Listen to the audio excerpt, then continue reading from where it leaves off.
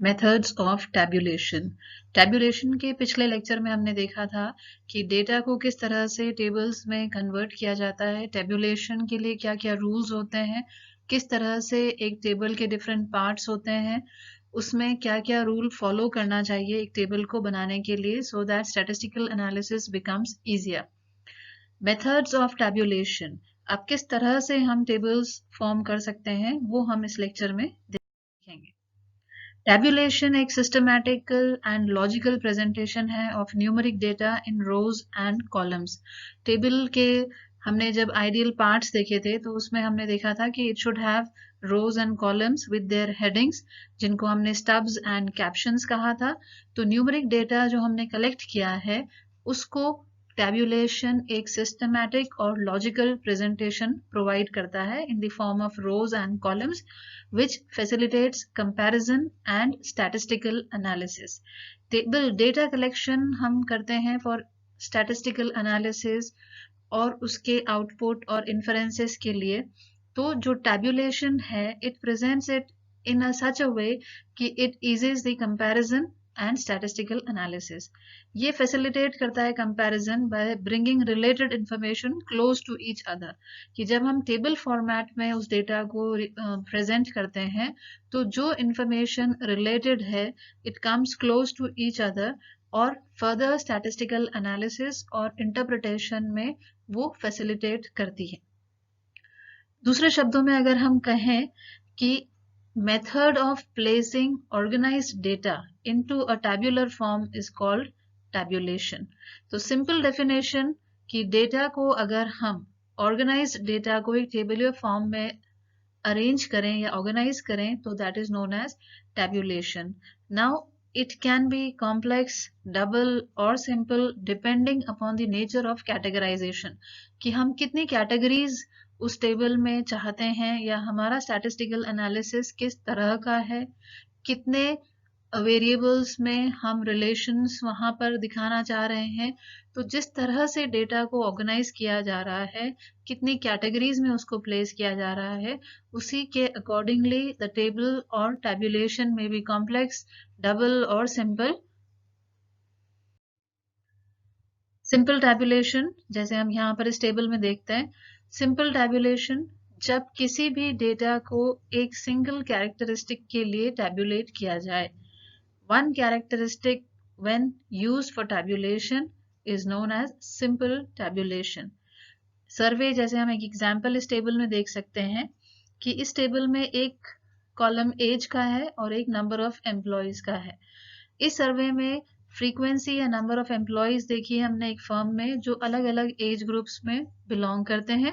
तो यहाँ जो क्राइटेरिया या कैरेक्टरिस्टिक है that is age, and we have categorized the age into below 30, 30 to 40, 40 to 50 and above 50, और उसके रिस्पेक्टिव एज ग्रुप के अकॉर्डिंगली जो फर्म में नंबर है एम्प्लॉयज का उनको हमने रखा है इस कैटेगरी में।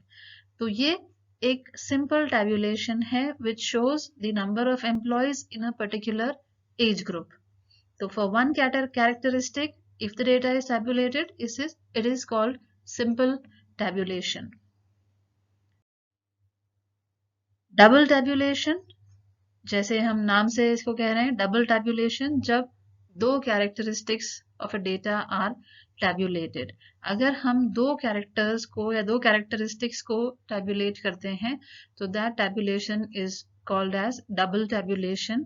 जैसे हम इसको टू वे कॉम्प्लेक्स टेबल यहाँ देखें कि अभी जो हमने पिछली टेबल में देखा था कि एज ग्रुप के according total number of employ की 30 बिलो 30 कितने एम्प्लॉय हैं, 3 हैं, 30 टू 40 की रेंज में 10 है, 40 टू 50 में 12 हैं, अबव 50 5 हैं। ये एक सिंपल टेबल ने रिप्रेजेंट कर दिया था। अब अगर हम दो कैरेक्टरिस्टिक्स लेना चाह रहे हैं तो we divide the employ into male and female. तो जेंडर वाइज हमने फिर से एक कैटेगराइजेशन कर दिया कि द एम्प्लॉयज आर मेल और फीमेल। तो बिलो 30 में 1 female 2 male, so that brings the total to 3। तो यहाँ इसी तरह से एज ग्रुप के साथ साथ दूसरा जो कैरेक्टरिस्टिक्स हमने लिया है वो है जेंडर ऑफ द एम्प्लॉय। तो दो कैरेक्टरिस्टिक्स के साथ ये टेबल बनी है, so it is double tabulation कि as per the age group and gender.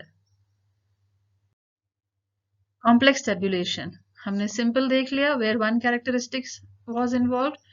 Double tabulation where two characteristics were involved.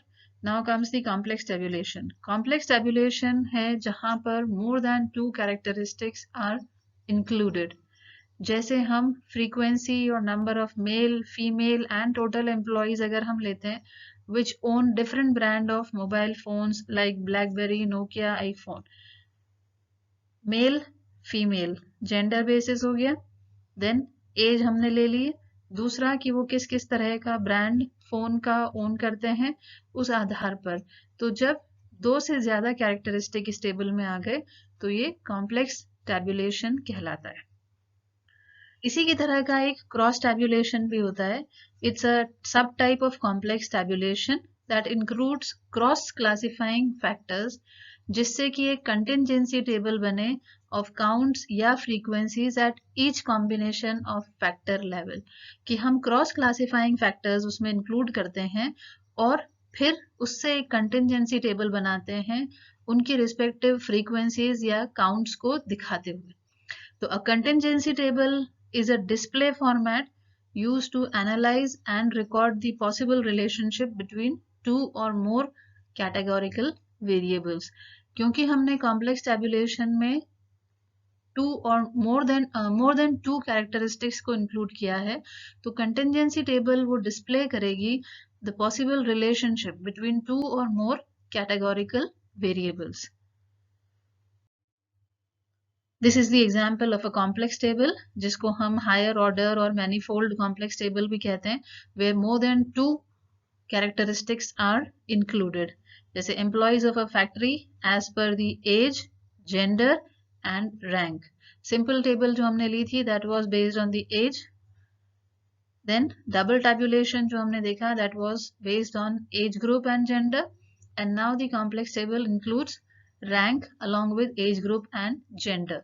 तो एज की कैटेगरीज हमने ली बिलो 30 से अबव 50 तक. उसके बाद मेल एंड फीमेल में हमने क्लासिफाई किया और थर्ड कैटेगरी जो हमने ली है वो रैंक ली है और वो भी हमने फीमेल और मेल दोनों के लिए अलग अलग कि ऑफिसर और असिस्टेंट कितने फीमेल ऑफिसर हैं कितनी फीमेल असिस्टेंट है. सिमिलरली कितने मेल ऑफिसर्स हैं और कितने मेल असिस्टेंट्स हैं और उनका एज ग्रुप क्या है वो किस एज ग्रुप को बिलोंग करते हैं. तो टोटल जो हमारा एज ग्रुप का सिंपल टेबल में था बिलो 30 फ्रीक्वेंसी थी 3 उसकी. यहाँ जब हम उस 3 को कैटेगराइज करते हैं या डिवाइड करते हैं तो female officer below age group 30 is 1. There is no female assistant below 30.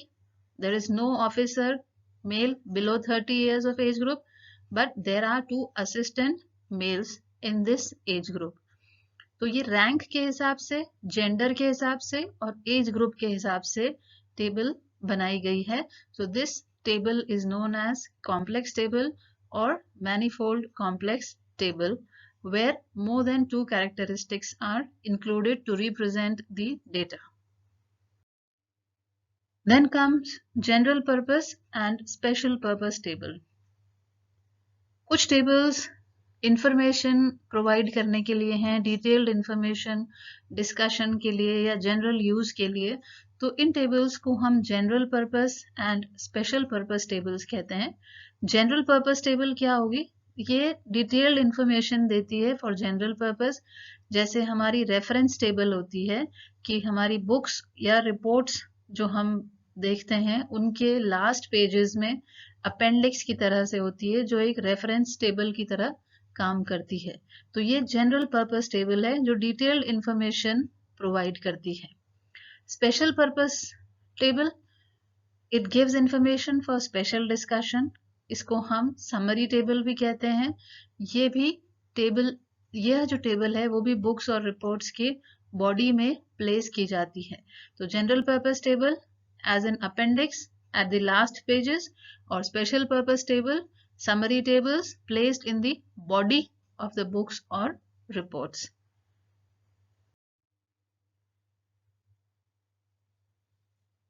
अब बारी आती है फ्रीक्वेंसी डिस्ट्रीब्यूशन टेबल बनाने की. कि फ्रीक्वेंसी डिस्ट्रीब्यूशन टेबल किस तरह से बनाई जाए। फ्रीक्वेंसी डिस्ट्रीब्यूशन में number of time particular variable has been counted is noted और वो उसकी फ्रीक्वेंसी होती है उस क्लास की। तो फ्रीक्वेंसी डिनोट करती है कि how many times a particular variable has been counted या उसकी प्रेजेंस उस डेटा में कितनी है। तो हमने कि number of times a particular value is repeated is called the frequency of that class. अगर ये वैल्यू वेरिएबल की हाइट, वेट एक्सेट्रा में है जो कि कंटिन्यूअस डेटा है या कंटिन्यूअस वेरिएबल है, या फिर number of students in a class या readings of a taximeter which are discrete variables, ये ऑब्जर्वेशंस में जितनी बार रिपीट होते हैं तो इनका जो नंबर ऑफ अकरेंस है इस वैल्यू की उसे हम फ्रीक्वेंसी कहते हैं उस पर्टिकुलर वैल्यू की। The way of tabulating a pool of data of a variable and their respective frequencies side by side is called a frequency distribution of those data। कि कोई भी वेरिएबल हमने लिया और उसके साइड बाय साइड उसकी respective frequencies कि वो कितनी बार रिपीट हुआ है is known as the frequency distribution of for that data. Croxton and Cowden ने डिफाइन किया है फ्रीक्वेंसी डिस्ट्रीब्यूशन को as a statistical table which shows all the sets of all distinct values of the variable arranged in order of magnitude either individually or in groups with their corresponding frequencies side by side। तो ऐसी statistical table जो सारे distinct values of variable, जो भी variable हमने लिया है उन सब को अरेंज्ड ऑर्डर में, चाहे मैग्नीट्यूड, जैसे हमने टेबल्स के पहले टैबुलेशन में देखा था कि it should be ascending, descending, left to right, alphabetically, chronologically, तो इन ऑर्डर ऑफ मैग्नीट्यूड जो सेट्स अरेंज्ड हैं आइदर इंडिविजुअली या ग्रुप्स में और उनके साथ में उनकी कॉरेस्पॉन्डिंग फ्रीक्वेंसीज अगर उस टेबल में प्रेजेंट हैं तो this is known as a frequency distribution table. Now, frequency distribution tables or frequency tables can be of about 3 types: simple frequency tables, grouped frequency tables, and cumulative frequency tables.